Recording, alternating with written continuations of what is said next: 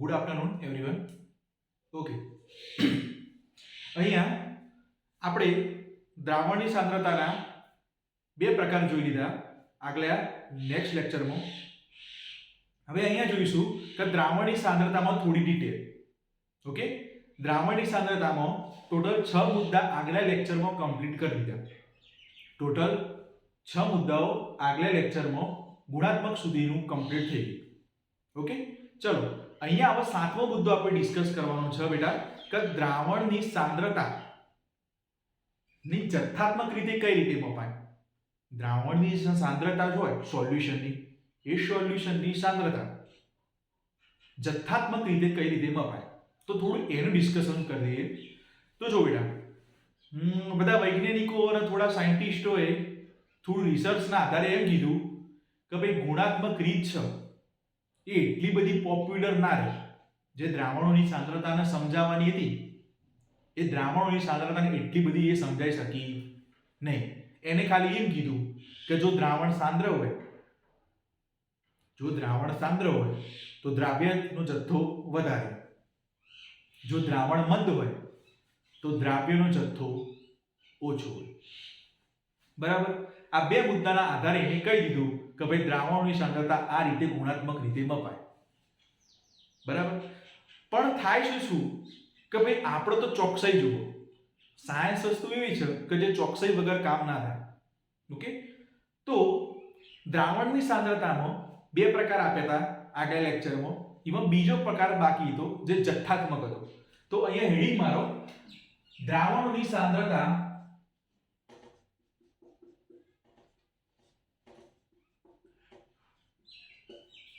જથ્થાત્મક રીતે માપવી. ઓકે, જથ્થાત્મક રીતે દ્રાવણોની સાંદ્રતા જથ્થાત્મક રીતે. ઓકે, ચલો અહીંયા લખી દઉં જથ્થાત્મક રીતે.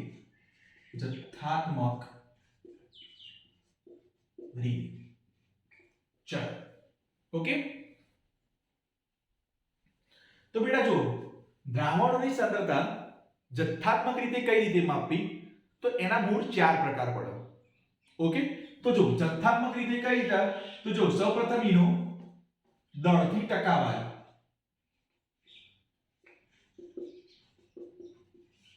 પહેલો પ્રકાર દળ થી ટકાવારી. બીજો પ્રકાર કદથી ટકાવારી, એનું વોલ્યુમ. બરાબર, જેને કહીએ વોલ્યુમ. ચલો, કદથી ટકાવારી, દળથી ટકાવારી, કદથી ટકાવારી. ઓકે, ચલો ત્રીજો મુદ્દો દળ કદ આવી ગયું. દળ ભાગ્યા કદની ટકાવારી. દળ ભાગ્યા કદની ટકાવારી. ચલો, કેટલા પ્રકાર પડ્યા? જથ્થાત્મક રીતે માપવાની છે બેટા. આ મેથડ હવે જથ્થાત્મક રીતે આવી ગઈ. જો જથ્થાત્મક રીતે કઈ રીતે માપવી, તો જો દળથી ટકાવારી પ્રથમ પ્રકાર, બીજો પ્રકાર કદથી ટકાવારી, ત્રીજો પ્રકાર દળ ભાગ્યા કદથી ટકાવારી, ચોથો પ્રકાર પાર્ટ્સ પર મિલિયન, જેને આપણે ટૂંકમાં ppm તરીકે ઓળખ્યા. શું? પાર્ટ્સ પર મિલિયન. શું? પાર્ટ પર મિલિયન, જેને શું કહેવાય? ppm. ppm થી ઓળખવામાં આવે છે. ઓકે, અને છેલ્લો મુદ્દો અહીંયા પાંચમો જે છે મોલ અંશ. મોલ અંશ. ઓકે, આ 5 રીતથી દ્રાવણોની સાંદ્રતા માપવાનું કીધું. દ્રાવણોની સાંદ્રતા જથ્થાત્મક રીતે આ 5 રીતે માપી શકાય. દળથી ટકાવારી, કદથી ટકાવારી, દળ ભાગ્યા કદથી ટકાવારી, પાર્ટ્સ પર મિલિયન થી અને મોલ અંશથી. આ 5 રીતથી દ્રાવણોની ક્વોન્ટિટી કેવી છે, દ્રાવણની સાંદ્રતા કઈ છે એ માપી શકાય. ઓકે, ચલો આ 5 પ્રકાર લખવા હોય તો લખી દો. 2 મિનિટ આપો.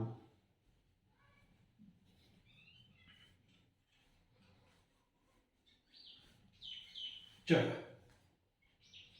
પતી ગયા? ઓકે, ચલો હવે આપણે કહી તો દીધું એના પ્રકાર કે ભાઈ દળથી ટકાવારી, કદથી ટકાવારી, પાર્ટ્સ પર મિલિયન, અને મોલ અંશ. પણ એના ઇક્વેશન શું? કે ડાયરેક્ટ માપી લેવાનું? એના ઇક્વેશન તો હોય કે ભાઈ એના ઇક્વેશનમાં સૂત્રમાં કિંમત મૂકો તો ભાઈ મને દળથી ટકાવારી મળે, કદની કિંમત મૂકો તો કદની ટકાવારી મળે, પાર્ટ્સ પર મિલિયનો મૂકો તો પાર્ટ્સ પર મિલિયનની કિંમત મળે. તો એના ઇક્વેશનો જોઈ લઈએ. તો ચલો પહેલું જ જોઈએ. પહેલો જ પ્રકાર હતો દળથી ટકાવારી. દળથી ટકાવારી લાઈન ટુ લાઈન બેટા મુદ્દા ચાલે. આ સાતમો મુદ્દો છે ટોટલ. આ જથ્થાત્મક રીતનો સાતમો મુદ્દો છે. ઓકે, જો એમાં દળથી ટકાવારીનું સૂત્ર જોઈ લઈએ. ઓકે, ચલો તો દળથી ટકાવારી કઈ રીતે શોધવી? આપેલા દ્રાવણમાં દળથી ટકાવારી કઈ રીતે શોધવી? તો એનું સૂત્ર છે કે દ્રાવણમાં ઘટકના દળ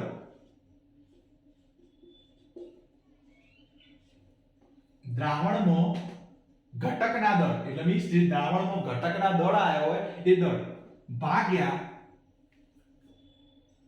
દ્રાવણમાં કુલ દળ.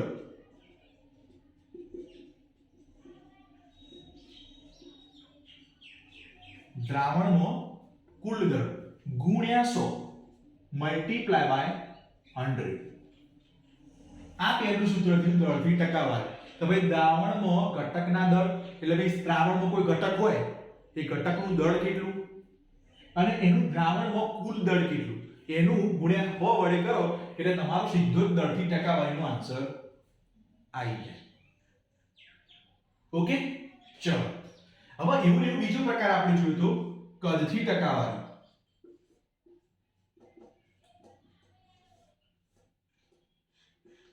ચલો હવે કદથી ટકાવારી જોયું. હવે એમાં શું દળથી ટકાવારી જોયું એમ કદથી પણ ટકાવારી જોઈ લેવાનું. તો જો કદથી ટકાવારી શું કરવાનું? તો દ્રાવણમાં ઘટકના કદ ભાગ્યા દ્રાવણમાં કુલ કદ. દ્રાવણમાં ઘટકના કદ કેટલા અને દ્રાવણમાં એના કુલ વોલ્યુમ જેટલું ગુણ્યા 100. બે સૂત્રો થઈ ગયા. કદથી ટકાવારી, દળથી ટકાવારી શોધી શકાય. દળથી ટકાવારી સૂત્ર શું? દ્રાવણમાં ઘટકના દળ ભાગ્યા કુલ દળ. કદમાં ઘટકના કદ કુલ કદ ગુણ્યા 100 કરો તો જવાબ તમારો આવી જશે. આ બે ઇક્વેશન જથ્થાત્મક રીતે શોધી શકાય છે બેટા. Most IMP. ચલો નોટ કરો, ફટાફટ નોટ કરી લો.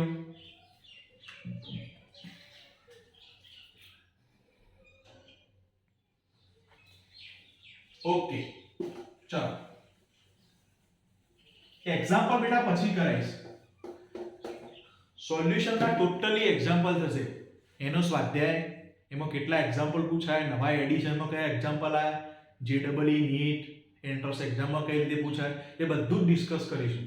ઓકે, પણ હાલ પૂરતું થિયરી સમજો. જો બેટા થિયરી જ નહીં આવડે, જો થિયરી બેઝ તમારો કાચો છે ને તો આ બધું જ નકામું.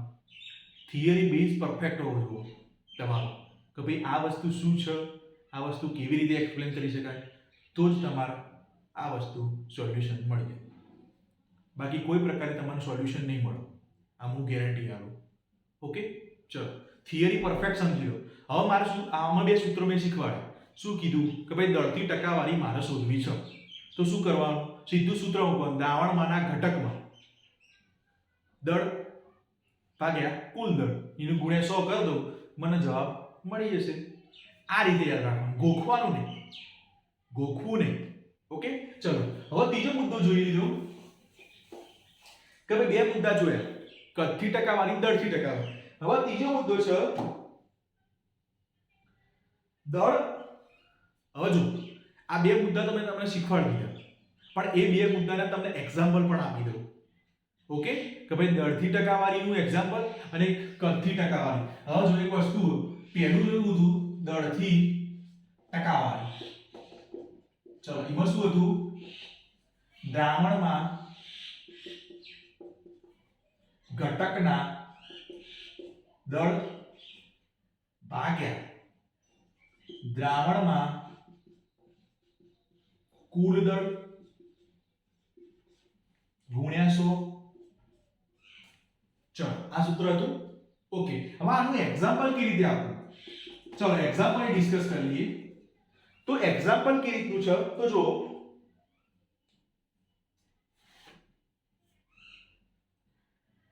જો હવે દળની વસ્તુ કરીએ તો જો બેટા તમને કોઈ એક્ઝામ્પલમાં આવું આપ્યું હોય કે 10% એટલે મીન્સ 10% ગ્લુકોઝ 10% ગ્લુકોઝ જે પાણીમાં આવેલો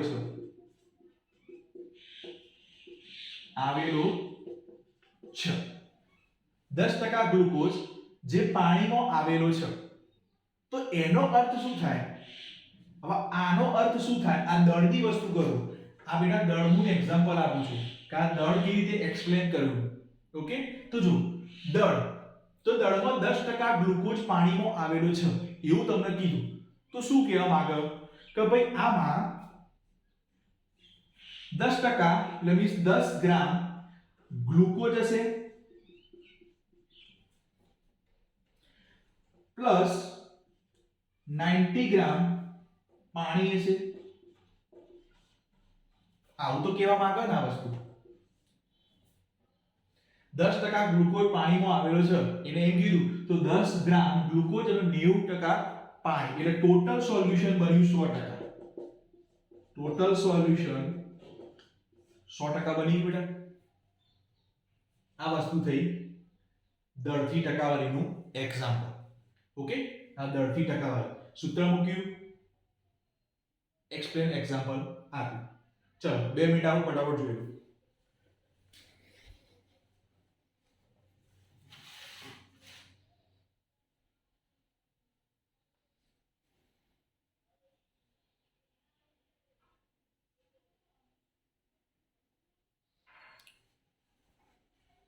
ચલો ફટાફટ આ ક્લાસ ટોપિક પછી નેક્સ્ટ ટાઈમ વાત કરીશું. ઓકે ચલો પાર્ટ 2 કદથી ટકાવારી. કદથી ટકાવારી. ચલો હવે શું કરીએ બેટા? દળથી ટકાવારી ડિસ્કસ કરી લીધી. ચલો હવે કદથી ટકાવારી શું કરશું? જો તો કદથી ટકાવારીનું સૂત્ર શું છે તો જો દ્રાવણમાંના ઘટકોના કદ. દ્રાવણમાં ઘટકોના કદ કદની વાત એટલે કદ આવે, દળ હોય તો દળ આવે, ભાગ્યા દ્રાવણમાં કુલ કદ ગુણ્યા 100. આ સૂત્ર હતું જે નેક્સ્ટ ટર્મમાં શીખ્યું, આગલા ટર્મમાં શીખ્યું ને. ઓકે ચલો તો આનું એક્ઝામ્પલ આપવું હોય તો કેવી રીતે ખબર? હવે બેટા એક વસ્તુ જે દળની ક્વોન્ટિટી હોય ને દળ, કારણ કે તમને પૂછો કે દળ એટલે તો એ હંમેશા સોલિડ ફોર્મમાં હોય, મોસ્ટલી સોલિડ ફોર્મમાં હોય, બરાબર. પણ કદની ટકાવારી પૂછો તો એ વખત લિક્વિડ હોય. તમે જોવાનું ધારો કે વોલ્યુમ હોય, ધારો કે એક વસ્તુ આપી જો પાણી હોય આ શું લિક્વિડ ફોર્મમાં, બરાબર. એ લિક્વિડ ફોર્મ એટલે એના વોલ્યુમથી મપાય. હવે આના સોલિડમાં દળથી ના મપાય તો સીધું ખોટું આવે. આના માપવું હોય તો આપણે શું કરવું પડે? કદથી એટલે મીન્સ વોલ્યુમથી માપવું પડે. સમજ્યા કે ભાઈ આ પાણી હંમેશા કોઈ લિક્વિડ સોલ્યુશન હોય બેટા એ હંમેશા ml હોય કે તો લિક્વિડ હોય ને લીટરમાં હોય. આ વસ્તુ માઇન્ડમાં ઉતારી દેવાની, બરાબર. સોલિડ હોય તો એ દળમાં મપાય, લિક્વિડ હોય કદમાં મપાય. આટલી વસ્તુ નોટ રાખવાની. ઓકે ચલો તો અહીંયા એનું એક્ઝામ્પલ જોઈ લઈએ. તો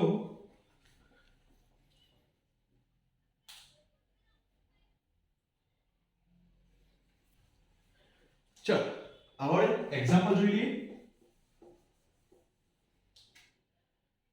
અહીંયા થોડું ડિસ્ટર્બન્સ થાય, મોબાઈલના કોલ આવે એટલે સોરી, એટલે થોડું જવું પડે, પણ I am really very sorry. Okay ચલો તો જો તો કદથી ટકાવારી સૂત્ર મૂક્યું, દ્રાવણમાં ઘટકોના કદ, દ્રાવણમાં કુલ કદ ગુણ્યા 100. ઓકે ચલો આનું એક્ઝામ્પલ આપીએ બેટા. ચલો તો લિક્વિડ ફોર્મમાં જ આપવું પડશે કારણ કે કદથી કીધું તો શું કીધું જોઈએ પાણીમાં 10% ઇથેનોલ છે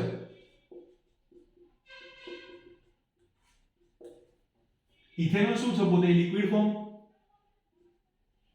ઇથેનોલ પોતે લિક્વિડ ચલો એટલે ml આવી ગયું લિક્વિડ ફોર્મમાં કથીમાં બાર તો આનો અર્થ શું થાય પાણીમાં 10% ઇથેનોલ છે પાણીમાં 10% ઇથેનોલ છે એટલે શું કીધું એને 10 ml ethanol plus 90 ml H2O છે ઓને એમ કીધું આને પ્રશ્નમાં એમ કીધું પાણીમાં 10% ઇથેનોલ છે તો શું કીધું 10 ml ethanol plus 90 ml distil water એટલે ટોટલ સોલ્યુશન થયું 100% સોલ્યુશન થઈ ગયું ઓકે આ વસ્તુથી કથ્થી ટકાવારી એટલે મીન્સ કથ્થી ટકાવારી શોધવી હોય તો સૂત્ર મૂકવાનું દ્રાવણમાં કુલ કદ એ આગળ એક્ઝામ્પલ જોઈશું બધા લાઈન ટુ લાઈન પણ હાલ પૂરતું આ એક્ઝામ્પલ યાદ રાખો અને આ કદથી ટકાવારી રાખો ઓકે ચલો અહીંયા બે મુદ્દા કમ્પ્લીટ થઈ ગયા કે ભાઈ કદથી ટકાવારી અને દળથી ટકાવારી ઓકે એના એક્ઝામ્પલ જોઈ લીધા કે ભાઈ એક્ઝામ્પલ કેવી રીતના પૂછાય કેટલા ml કેટલા ગ્રામ છે ઓકે આ એક્ઝામ્પલ પણ આપણે અહીંયા ચેક કરી લીધા ઓકે ચલો હવે જથ્થાત્મક રીતેના બે પ્રકાર તો ક્લિયર થઈ ગયા જથ્થાત્મક રીતે મેથડ જોઈ લીધી આપણે કે જથ્થાત્મક રીતે ચાર પ્રકાર પાડ્યા હતા દળથી કદથી ટકાવારી પાર્ટ્સ પર મિલિયન દળથી કદથી ટકાવારી અને ચોથો પ્રકાર હતો મોલ અંશ ઓકે જેમાં બે પ્રકાર કમ્પ્લીટ થઈ ગયા કયા બે પ્રકાર તો એમાં એક પ્રકાર હતો દળથી ટકાવારી જે હાલ આપણે લેક્ચર એક્સપ્લેન કર્યો હાલ આપણે જોયું કે એના એક્ઝામ્પલ કેવી રીતના ઓકે અને બીજો ડિસ્કસ કર્યો કદથી ટકાવારી ઓકે આ બે મુદ્દા ડિસ્કસ કર્યા હવે નેક્સ્ટ ટર્મમાં ત્રણ મુદ્દા ડિસ્કસ કરવાના છે જથ્થાત્મક રીતેના ત્રણ મુદ્દા એક પાર્ટ્સ પર મિલિયન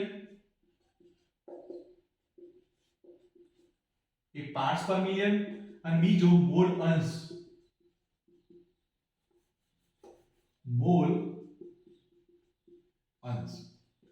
આ બે મુદ્દા ડિસ્કસ કરવાના છે ઓકે જે નેક્સ્ટ ટર્મમાં જોઈશું બેસ્ટ ઓફ